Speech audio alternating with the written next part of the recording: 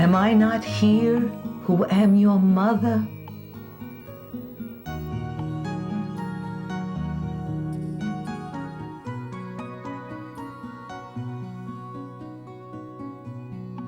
You know, we always say that when you are testing an apparition for its veracity, for its authenticity, look at the fruits.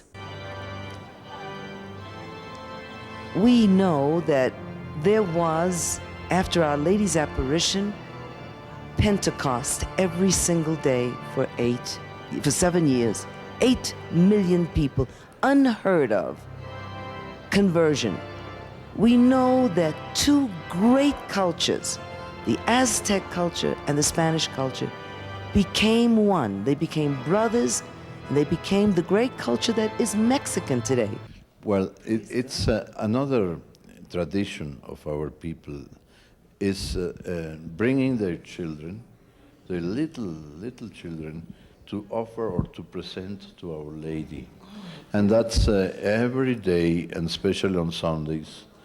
After the Mass, they crowded the fathers and the parents, father, mother, with their little children, not even baptized, but the first thing after coming out of hospital, or they come to the basilica to show to the Lady and to ask for the blessing of the Lady for their children. And they go out very happy, as if they fulfill an obligation. First of all, to offer their children to the Lady, that it's their mother.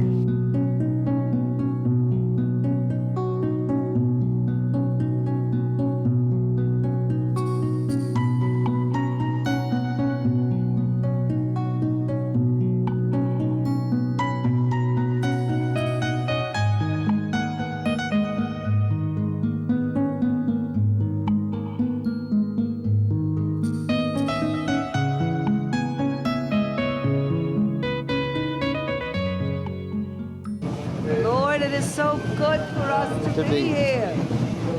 Okay. I don't know if you can hear us above this ceremony, this celebration, this excitement, this reverence. We're in the midst of millions of Catholics dancing and singing their hearts out. You know, we have written about this shrine. We have taken photographs. We have videotaped everything we can about the shrine of Our Lady of Guadalupe, and I dare to say there is no way that anyone can do justice to what happens here on this feast day. Our Lady of the Flowers, Our Lady of the Roses, the bishop asked for a sign from you. Send me one rose. You sent him cascades of roses, and you have for 460 years been sending him millions of roses. And these roses are in the courtyard below us. These roses fill the church, the roses that make up the bouquet of the Roman Catholic Church. What you see down here in front of you have been people coming from all over the country. You see them on the highways walking. The ones who are more fortunate have bicycles, but most of them walk with backpacks. They sleep in the plaza at night. They have no place to go. They're not hotels here. This is the most fantastic tribute to Our Dear Lady that we have ever seen in our life. You know, when we come here, we are like John Paul II. We are Mexicans. We are all one. Our priest last night said, for the whole world, she belongs to the whole world. Our Lady of Americas belongs to the world. And here, our brothers and sisters, you can feel the excitement. Can you feel the drums? Do you have chills? Do you find tears coming up to your eyes? Because we believe in the Mother of God, and we believe she's going to save our world. A miracle took place here on this spot 460 years ago, and it's an ongoing miracle. It continues up until today. You have no idea of how Our Lady continues to work with the people of Guadalupe. A visionary was asked, said that somebody asked Our Lady, when are you going back to Guadalupe? And her answer was, I never left. She has never left these people. We're going to share with you in this video, this journey that we take to the shrine, some of the things that Our Lady does for the people here in Mexico today, how this miracle is ongoing. It's not old bones we're talking about here. In addition to that tilma being alive and well after 460 years of everybody and their brother trying to disprove it, Our Lady is working powerfully in this place. One of the volunteers here said to us last night, scientists keep coming here trying to prove and disprove. And I say to them over and over again, why are you doing this? Well, all right, be foolish if you wish. But she is here. We believe. What more is there to say? I think part of the story of Our Lady of Guadalupe is values. I think it's time for the world to look at the values of the people of Mexico, who before this time, in the eyes of the world, seemed so ridiculous. I mean, so poverty-stricken. In the eyes of the world, what is going on here today is ridiculous. It's absurd. But in the eyes of God, it is the most beautiful thing that could happen. Our Lady takes care of her children. These are her children. We must become her children too. Stay with us. We love you. We asked our Lord Jesus, Lord, tell us where we should begin the story of Our Lady of Guadalupe. And he said, Genesis 3:15. Our Lady of Guadalupe is the lady who crushed the head of the serpent. We went out to the pyramids, the temple of the Aztec Indians. There's a great battle that Our Lady had to fight here, and she knew the battle that she was fighting. She had to fight the power of Satan. Satan was represented by Quetzalcoatl, who was their serpent god. And she was up to the battle. This is where they not only worshipped the false gods, the pagan gods, but they sacrificed to these gods. And what they would do is they would take as many, they say, as 20,000, some say virgins, children born to die. And they would live their life up to the moment that they would be sacrificed to the gods. And then while they were still alive, they would remove their hearts and they would feed their hearts to this bloodthirsty pagan god. This is what Juan Diego was born into. This was his heritage.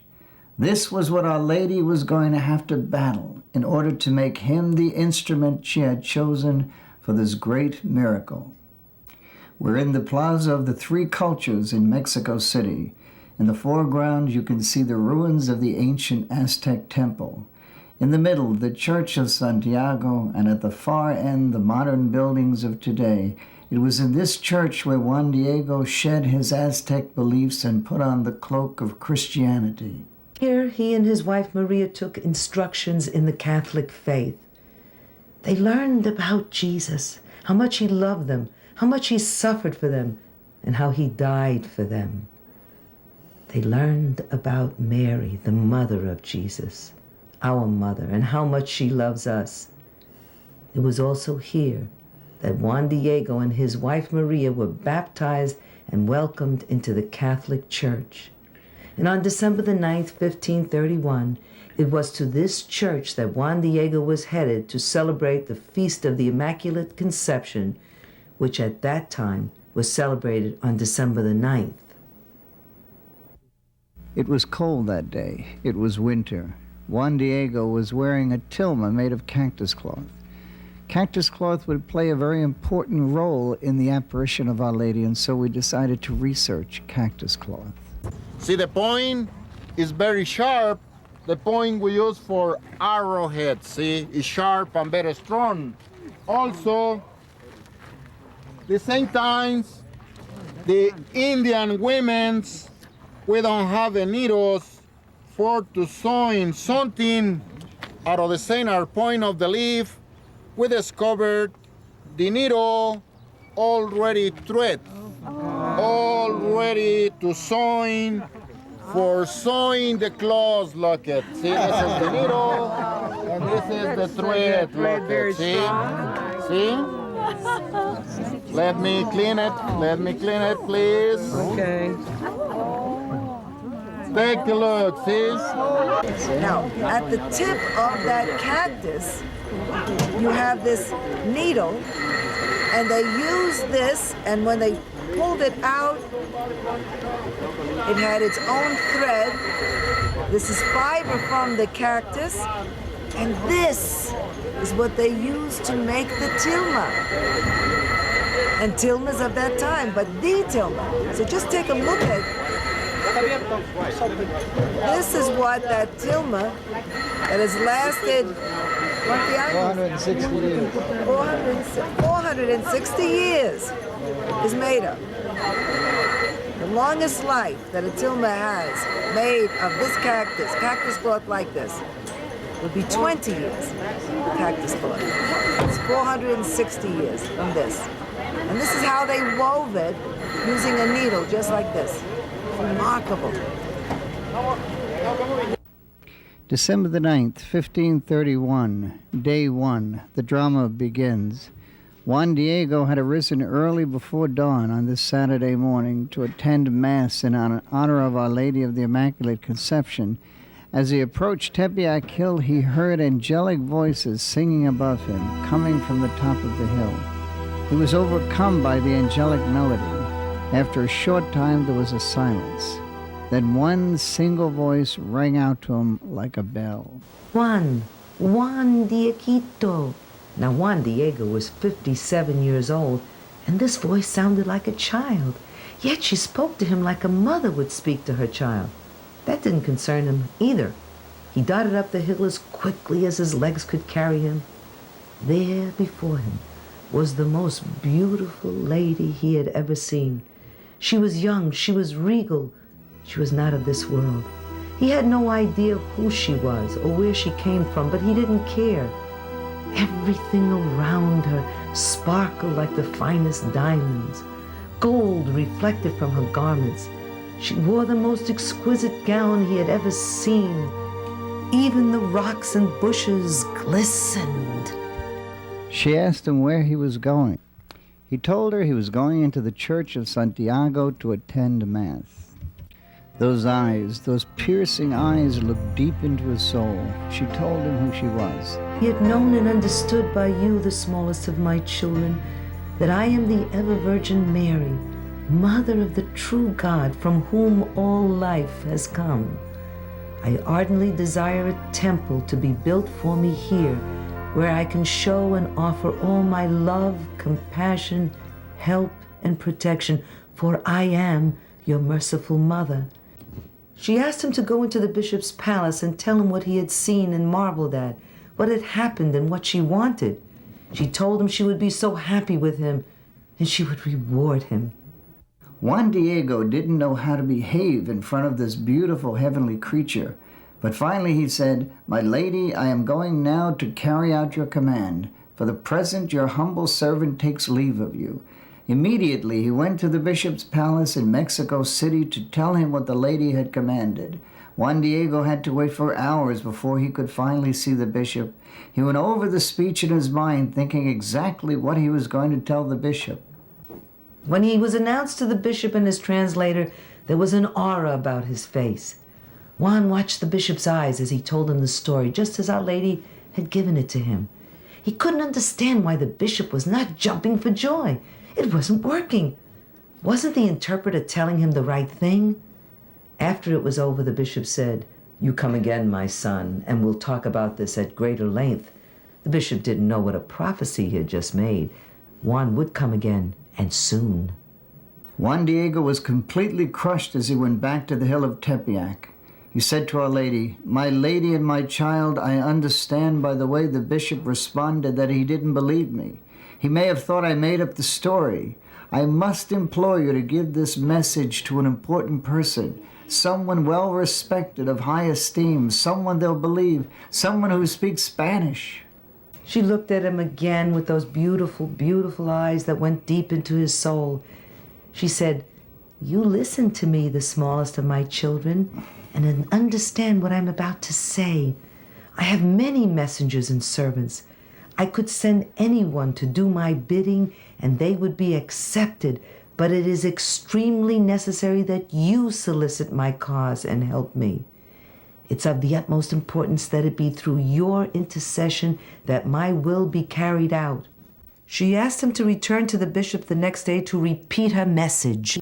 Juan Diego could see the beauty in her face, but also the determination. He agreed to try it again. "I will do as you wish. I won't complain about the journey, but you must know that it's very possible that I won't be heard. And if I am heard, I won't be believed. I just think if the mission is that important, you should get someone who is more capable than I of getting the desired results." He looked at her. She just smiled at him. Sunday, December the 10th, 1531, day 2. Juan Diego got up before dawn and headed for the city. He was determined this time he was going to convince the bishop. Right after Mass, he hurried to the bishop's palace. This time, he was not greeted as courteously as he had been the day before. As a matter of fact, they didn't want to let him in. But finally, he persisted and they gave in. When the bishop saw him, he was surprised that the Indian had returned. Juan Diego was just about in tears as he went through the story. Something touched the bishop this time. Why was Juan Diego so insistent that he had seen Our Lady? How did he know anything about her? The bishop thought to himself, they were never taught about apparitions. They learned the basics in their religion class. Maybe he was speaking the truth. Maybe Our Lady had appeared to him. Maybe I had better listen to him. When the bishop heard that Our Lady had insisted that Juan Diego had to be the one to bring the message, he perked up. He was very interested in that. He said to Juan Diego, "I must have a sign." Juan Diego was so pleased. "What kind of a sign do you want?" But the bishop left it up to the lady to determine the sign. Juan Diego went back to Tepeyac Hill and explained all that had happened to the lady. She told him to return the next day, Monday, December the 11th. "And I'll give you a sign to bring back to the bishop that he will have to accept." Juan Diego left the hill so excitedly, partially because he had pleased the beautiful lady, and partially because this affair was about to be finished, or so he thought. The next part of the story is so impossible we have to believe it. Juan Diego forgot to come back the next day. To give him credit, when he got home that night, his uncle Juan Bernardino was ill to the point of death. Juan Diego went to get a doctor who told him his uncle was dying. The uncle asked Juan to get a priest that he might make his last confession. Tuesday, December the 12th, 1531, day 4. Juan Diego headed back into Mexico, but not to see the lady. As a matter of fact, he walked on the other side of Tepeyac Hill to avoid meeting her. But there she was, waiting for him. He told her about his uncle and how he was going to bring a priest to hear his confession, but that as soon as this was over, he would come back and take her message to the bishop. She stopped him like a shot with her eyes. "Listen to me and understand me well, my son, smallest of all. You have nothing to be worried about. Your uncle will not die now. Am I not here, who am your mother? At this very moment, your uncle is being cured." Juan Diego was so excited, he immediately wanted to go into the bishop and give him the sign. Our Lady told him to climb the hill. "There you will see many flowers. Gather them carefully and place them in your tilma. Bring them down and show them to me." Juan Diego didn't think he would find flowers at the top of the hill at this time of the year, but as he got to the top, he saw the most magnificent, beautiful Castilian roses. He gathered them carefully and placed them in his tilma, making sure not to crush them. He retraced his steps to Our Lady who was waiting for him. The world's greatest decorator arranged them in his tilma. She told him to be sure to close the tilma so that no one could see the roses. "My little son, these roses are the sign and proof that you must take to the bishop." Juan Diego went before the bishop again. He told him the entire story. When he finished, he opened the tilma to allow the roses to cascade to the floor. He said, "Receive them. The bishop received not only the roses, but the beginning of the image of Our Lady of Guadalupe, miraculously imprinted on Juan Diego's tilma. This is the true miracle. First, the image, the conservation of this image. Today is 460 years since Our Lady appeared. So the second point is the dialogue between Our Lady and Juan Diego. Yes. It's a very special dialogue. I would say that maybe it's inspired. The way she talks to the Indian and the Indian answers to Our Lady. The relationship. It's another miracle. Yes. But the main thing is the devotion, the magnetism of the image of Our Lady, who attracts all over the people, the doctors in theology, bishops, priests, nuns. Everybody comes here, and everybody wants to celebrate the events, the more important events in their life. When Our Lady appeared to Juan Bernardino, Juan Diego's uncle, she identified herself as the virgin who crushed the head of the serpent. In other words, the Immaculate Conception. Our Lady of Guadalupe came to reaffirm the teachings of our church, which we have held from the very beginning, that of Our Lady of the Immaculate Conception. She chose first to appear to Juan Diego on December 9th, which at that time was the feast day of the Immaculate Conception. She appeared on the eve of a planned Holocaust. The Aztecs, after much abuse at the hands of the Spanish, were planning to annihilate every European in Mexico. Our Lady not only halted that by appearing to Juan Diego, an Indian, she brought about reconciliation and formed family between two great cultures, Aztec and Spanish, that now makes up the Mexican people. Because of her, 8 million became Catholics in 7 short years. And with this conversion, the sacrifice of 20,000 innocent victims per year ceased. She came as a mother. She was with child. How can we look at her with the Christ child who was inside of her and is now, and not cry for the millions of unborn who are being sacrificed each year? Our Lady continues to cry and try to take care of her children in many ways. The other thing is very interesting is the pledge from the alcoholics not to drink anymore, say for 3 months or 6 months or 1 year, but they come here around 5,000 every week, and they take the oath to Our Lady not to drink anymore, not to get drunk. I love it. And they observe that. It's about 80% of perseverance, persevere. Yes. And the AA anonymous alcoholics, Yes. the percentage, the average is 40%. And this is 80%. And this is 80% because they take this oath so seriously that they don't break it. And if they do, they feel as they have sinned very, very seriously. The Mexican people who are so devoted to Our Lady, and everybody takes Our Lady of Guadalupe as his mother. Mary is our mother.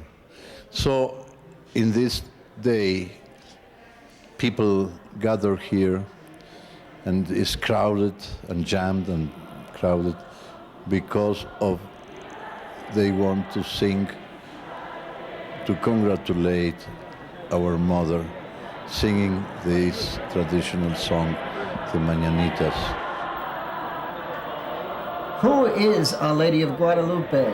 Why do so many millions of people call her mother? Why do they come here and like the little drummer boy sing their hearts out to her? She is our mother, Our Lady of Hope, Our Lady who cried, Our Lady who said, do whatever he tells you. Miracle happens here, the ongoing miracle that began 460 years ago. She is still here and will continue to be here until her Son returns. During Mass today, as I was looking up at the tilma, that's the roof of this basilica, and then the lights, which are roses cascading down from the tilma, upon our altar, upon the cardinal, upon the bishops, priests, as they were about to bring new life to us through the Eucharist, I thought, and there was Mother Mary, the tilma, residing over it all. She had set that table before us, the table, the sacrifice.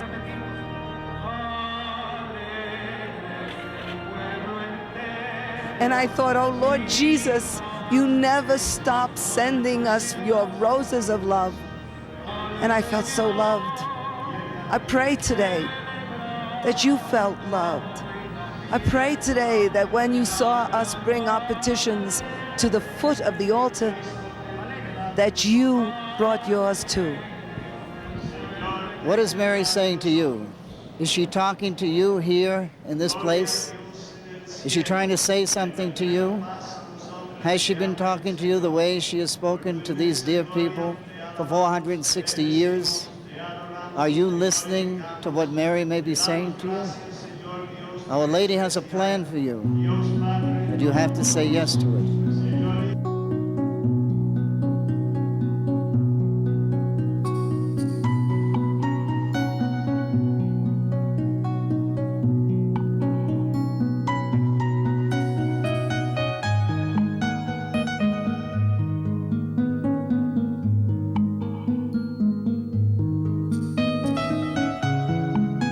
Write us at the address on our screen or call us in the United States at 1-800-633-2484. We love you.